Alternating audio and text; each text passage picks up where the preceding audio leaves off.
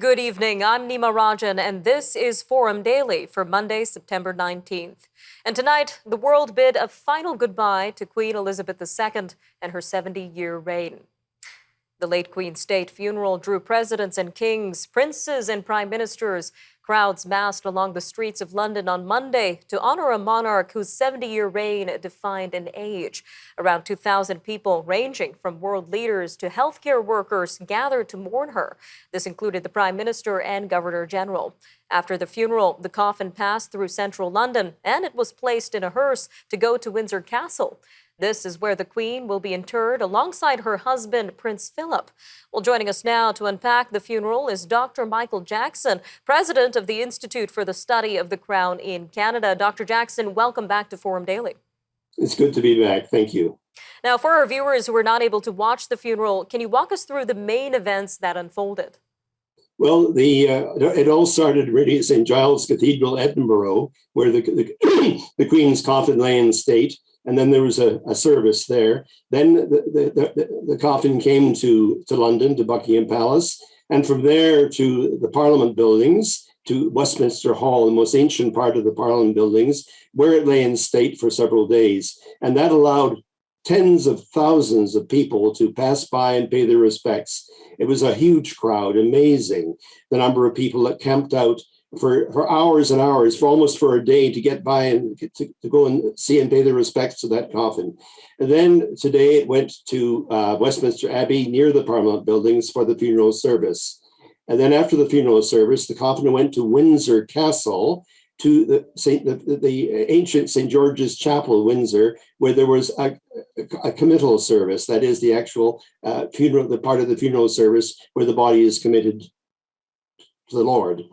And then after that, there'll be a private interment where the coffin is placed next to that of the Queen's late husband, Prince Philip.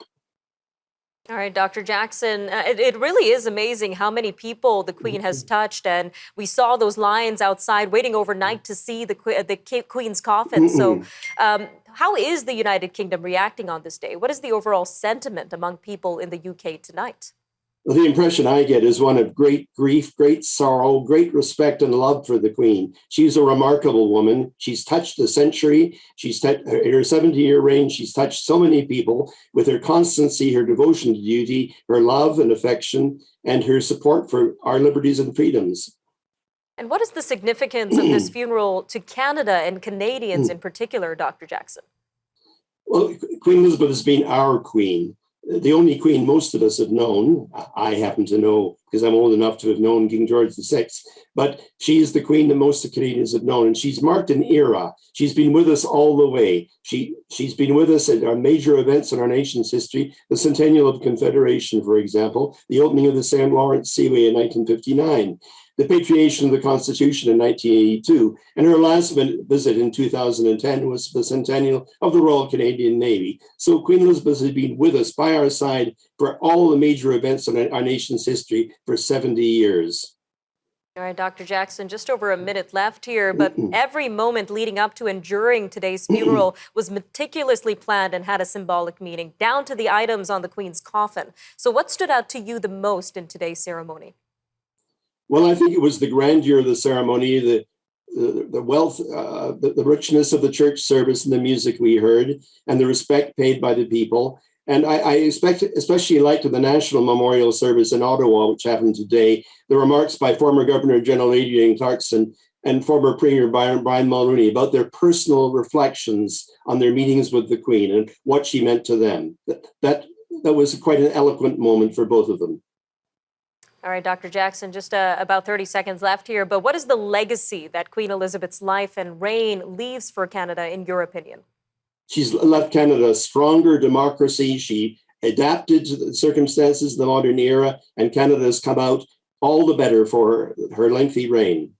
All right, Dr. Jackson, thank you again for joining us today on Forum Daily, and we look forward to having you again to talk about the new king. I look forward to that. Thank you, sir. Stay with us. Forum Daily will have more coverage on the Queen's funeral and her involvement with Canada later in the newscast. We're going to take a look at the ways Canada and Canadians are remembering the Queen and her legacy on the day of her state funeral.